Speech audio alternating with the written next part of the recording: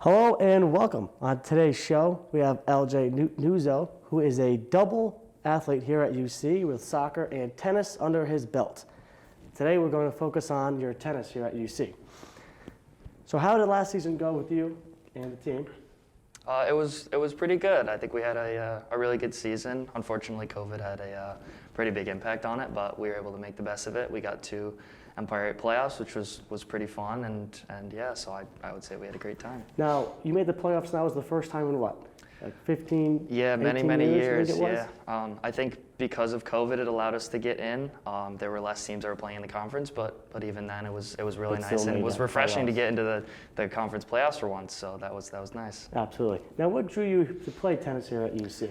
I think just coming to school here, I really wanted to play athletics in college, and tennis was kind of new to me. And seeing that there were spots open and I had the opportunity to do it, I think it was a great thing for me to do.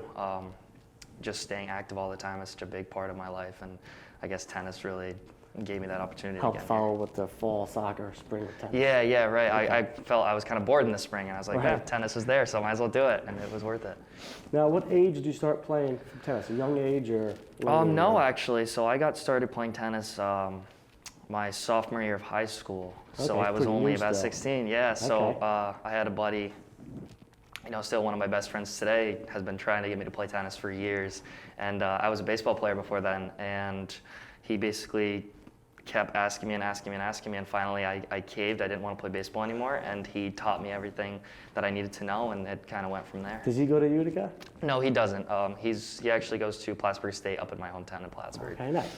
Now, do you have any professional tennis players that you would try to model yourself after, or just your favorite? Yeah, I definitely have a few favorite tennis players, but I think the one person that I model after, and this is like very cliche, but I just love the way he plays, is Roger Federer. He's like a classic, aggressive baseliner. He's very good at getting up to the net. He always has fun with tennis too, and he's just very fun to watch, and I've just always loved having fun when I play, no matter if I'm losing or winning. So Especially being the best in the world that he is. right, It makes it exactly, look yeah, very yeah. easy. At his best, he was always so fun to watch. Now, it could be either high school or here at UC. Do you have any particular matches I know you play singles and doubles that stick out to you, and just like that sort of emotion and connection to it? Yeah, so actually last season we had a match against St. John Fisher, and every time we play them, Coach Niger is always like, "We got to beat Fisher, we got to beat him." We always have that sort of rivalry, I guess. And when me and my doubles partner Austin were playing, we were down 5-2 in a set to 8, and we came back and won 6 straight games to end up winning the set 8-5 or 8-6, Right, 'cause something you like play that. the And the pro eights and emotion, doubles. right? Okay, Yeah, right. and the emotion that went into that was just so exhilarating. It made me feel so great to be at UC and actually winning matches, because after so many years of having a tough time beating some of the tough opponents I've had to play, Like Fisher. it was so refreshing. Yeah. Well, comebacks are always a good story to Yeah. tell. Oh, it was so great. Yep. Now, because you play soccer and tennis, how does playing those two sports affect your classroom and your course load? So every semester I kind of have to gauge what classes I'm taking, and then obviously my practice schedule. Yes. I've noticed that tennis is a little bit more relaxed in terms of how rigorous it is. I know for soccer I have practice every single day, Yeah. basically, besides the one day off a week that we have to get. So I kind of base my classes around that, making sure I don't have night classes all the time, or having so many classes in the day where I'm drained at the point where I can't even practice efficiently. So I think making sure I have an even amount of classes each day, and giving myself time to both practice, do schoolwork, and do anything else that I want to do as well. obviously. Right, yeah. So yeah, I definitely take that into a huge part when I'm deciding what When you classes do I'm your going to take. scheduling. Now, what is your favorite part of tennis? Probably the people that I've met. I love hanging out with those guys. They're great. Obviously, you play on the team as well. I've met some of my closest friends on that team. My doubles partner, you, Austin, and then yeah. so many other guys. And it's just such a relaxing but aggressive environment where I always want to get better, but at the end of the day, we're laughing about the game. Always have a couple laughs, Yeah, right. all the time, every single day. That's probably the best part about it. So that was the best part. Now, what is the hardest part or the most challenging part about? Probably coming in as a freshman, didn't think I was going to be like playing the #1 seed for both doubles and singles, and that was kind of intimidating at first. Obviously, I wanted to prove myself, and I have, I would say. And I think the hardest part is playing, you know, some guys that have been playing tennis for 10 to 12 years of their lifetime, and I'm over here. I've only been playing for 5 years, right. You're and newbie. 2 years ago, yeah, I'd only been my 3rd year playing tennis. So I guess the hardest part was playing against these guys and then losing and level. thinking to myself like, man, I'm not that good. I'm not getting better. This is so, you know, destroying for me mentally, and that's kind of been like the hardest part for me to overcome over the past few years. Now you talked about that mental aspect.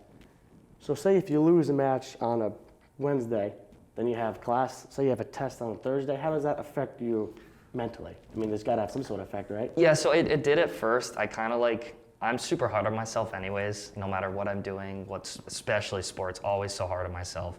And, you know, trying to get over that mental hump of just saying, look, it was a match, I lost.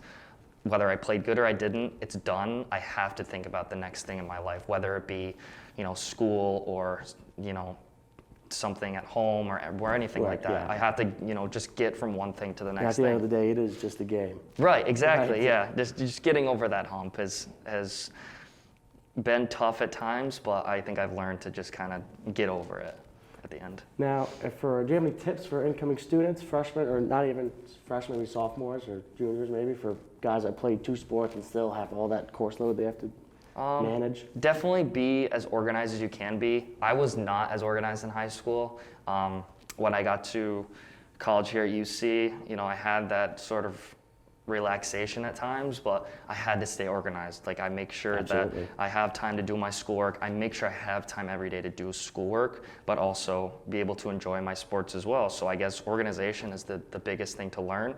Plan your weeks ahead, plan your days ahead, plan months ahead if you have to do it that way, just so you know that every single day you have a sort of regimen. That allot time or either Right, books where I or make the time ball. for everything because I have to. There's no way I could do 2 sports here and not plan it. If I didn't plan it, I would be, you know, not doing well in my classes, and I wouldn't feel the same Performance way will probably going go to down the field. Right, yeah, yeah.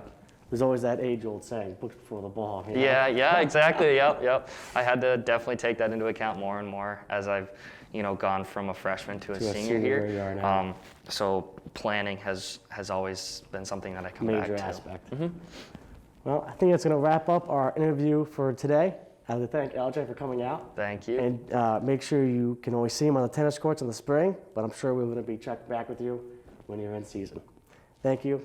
Come back again.